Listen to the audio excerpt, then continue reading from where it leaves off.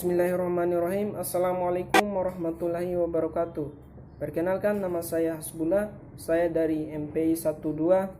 Nomor induk mahasiswa saya 20300119037. Di sini saya akan menjawab soal-soal ujian tengah semester dari mata kuliah dasar-dasar manajemen. Yang pertama, saya akan menjawab 3 pertanyaan pilihan saya selain dari 2 pertanyaan yang di bold. Soal yang pertama yaitu jelaskan pengertian dari fungsi pengawasan dan mengapa pengawasan ini penting dalam suatu lembaga pendidikan. Pengawasan adalah proses memastikan bahwa semua yang dijalankan telah sesuai dengan acuan yang sudah direncanakan. Kemudian, mengapa fungsi pengawasan ini perlu dalam suatu manajemen pendidikan? Karena untuk menghindari masalah dan juga untuk menghindari penyimpangan. Contohnya, pada saat kita melakukan ujian tengah semester atau ujian akhir semester, pasti di depannya ada dosen yang mengawasi, dan dosen ini memberikan persyaratan sebelum memulai ujian. Saya beri waktu kalian 1 jam untuk mengerjakan soal-soal ini. Dilarang untuk menyontek, dan apabila didapat menyontek maka akan dikeluarkan dari kelas dan tidak boleh mengikuti ujian. Ini adalah perkataan mereka sebelum memulai ujian, dan mereka pun duduk, berdiri atau mengelilingi kelas untuk mengawasi, mengamati apakah ada yang mencontek atau ada yang melihat catatan. Hasilnya tetap ada yang berusaha curang walaupun sudah dijaga. Bayangkan, dijaga saja masih ada yang berusaha curang, apalagi tidak dijaga. Kemudian bagaimana dengan perusahaan? Urusannya adalah uang, jutaan, miliaran, bahkan triliunan. Ini adalah urusan penting dan perlu pengawasan yang ketat. Diawasi saja masih ada yang berusaha curang, apalagi tidak. Itulah mengapa fungsi pengawasan ini perlu dalam suatu manajemen pendidikan, yaitu untuk meminimalisir penyimpangan yang dapat merugikan. Kemudian soal yang kedua adalah kemukakan alasan utama diperlukan manajemen dalam suatu organisasi atau perusahaan. Alasan pentingnya manajemen dibutuhkan dalam suatu perusahaan atau dalam suatu organisasi adalah dapat memudahkan pencapaian tujuan, baik tujuan organisasi maupun tujuan pribadi, dan dapat juga menyeimbangkan antara tujuan-tujuan yang saling bertentangan dan dapat mencapai efisiensi dan efektivitas. Soal yang ketiga yaitu siapa sajakah yang membutuhkan manajemen? Manajemen itu dibutuhkan oleh semua orang, baik kelompok maupun organisasi, untuk mengatur, merencanakan segala hal untuk dapat hasil yang baik dan mencapai tujuan. Manajemen ini tidak hanya dibutuhkan oleh suatu kelompok atau organisasi, tapi juga untuk individu seseorang untuk mengatur segala kegiatan atau aktivitas sehari-hari dan mencapai tujuannya masing-masing. Yang kedua, saya akan menjawab 2 pertanyaan yang di bold atau pertanyaan wajib. Pertanyaan pertama yaitu kemukakan 2 pendapat ahli manajemen tentang apa saja fungsi-fungsi manajemen.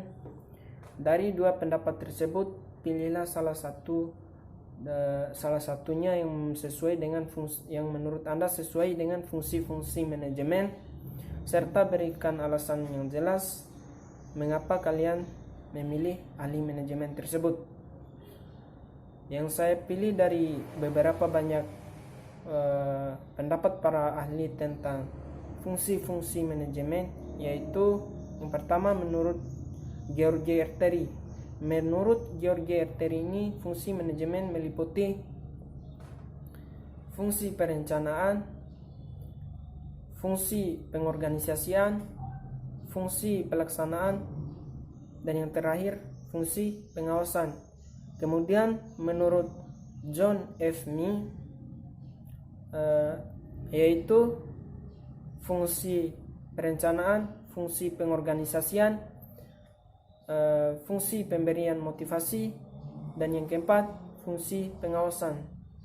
Dari dua pendapat ini ada yang berbeda masing-masing pada poin ketiga, yaitu menurut George Erteri fungsi manajemen pada poin ketiga yaitu fungsi pelaksanaan. Kemudian menurut John F. Mee fungsi manajemen pada poin ketiga yaitu fungsi pemberian motivasi. Menurut saya yang sesuai dengan fungsi manajemen pendidikan adalah menurut George Erteri, karena fungsi pelaksanaan ini sangat penting dalam suatu organisasi untuk melaksanakan apa yang sudah direncanakan. Tentu apa yang sudah direncanakan ini sebagai sarana untuk mencapai tujuannya, yaitu fungsi pelaksanaan. Tidak seperti menurut John F. Mee, tidak ada pelaksananya, langsung pada motivasi bekerja. Yang perlu kita ketahui sebelum motivasi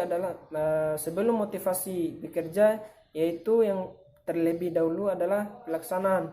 Apabila pelaksanaannya kurang bagus, kurang baik, maka barulah kita memberikan motivasi kepada pekerja agar lebih semangat dan dapat bekerja lebih baik lagi. Kemudian pertanyaan kedua dari pertanyaan wajib, yaitu pertanyaan tentang menganalisa sebuah kasus dalam sebuah sekolah, yang dimana kasusnya itu para guru mengeluhkan tentang ketidakmampuan siswa dalam mengikuti materi yang disampaikan, atau siswa dianggap terlalu bodoh untuk mencerna materi yang diajarkan mengikuti kurikulum yang ada, sehingga para guru mengusulkan kepada kepala sekolah untuk mengganti kurikulum yang ada sekarang sesuai dengan kemampuan siswa. Kurikulum yang dipakai saat ini adalah kurikulum KTSP, kurikulum satuan tingkat pendidikan, yang dikembangkan sesuai dengan satuan pendidikan, potensi sekolah, karakteristik sekolah, sosial budaya masyarakat setempat, dan karakteristik peserta didik. Kurikulum di Indonesia sendiri bersifat sentralisasi, yaitu kurikulum yang disusun oleh tim atau komisi khusus yang terdiri atas para ahli. Di sini dalam pendidikan telah ditetapkan standar-standar pelajaran dan kompetensi yang harus dimiliki oleh setiap siswa dengan kelas dan jenjang masing-masing. Sedangkan yang dimaksud kebebasan dalam sekolah masih terbatas untuk mengembangkan masing-masing potensi yang dimiliki, sehingga tidak bisa begitu saja diubah. Kalau yayasan tersebut menggunakan kurikulum yang berbeda, maka akan ada ketidakseragaman, tidak adanya standar penilaian yang sama, adanya kesulitan, bisa terjadi perpindahan siswa ke sekolah lain, dan mungkin kurikulum yang tidak sesuai dengan kebutuhan masyarakat.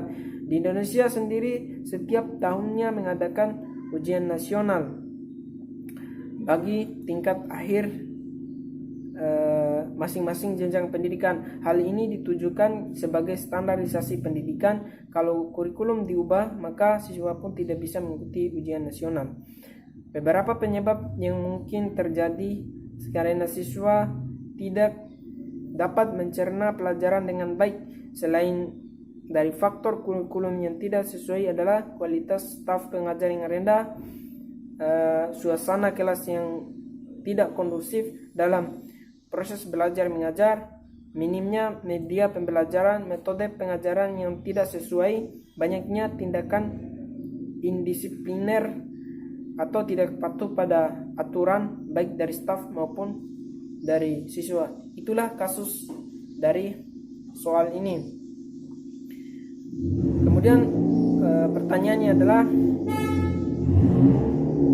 berdasarkan kasus ini, silakan analisis kemudian berikan solusi yang dapat dilakukan jika Anda sebagai kepala sekolah.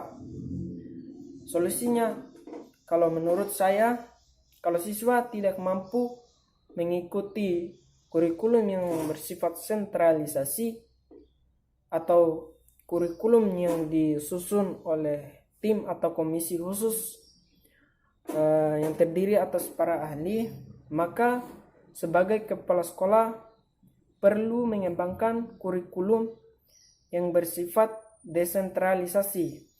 Kurikulum yang bersifat desentralisasi ini adalah disusun oleh sekolah atau kelompok sekolah tertentu dalam suatu wilayah ataupun daerah. Kurikulum ini diperuntukkan bagi suatu sekolah atau lingkungan wilayah tertentu. Pengembangan kurikulum semacam ini didasarkan atas karakteristik, kebutuhan, ataupun perkembangan daerah serta kemampuan sekolah.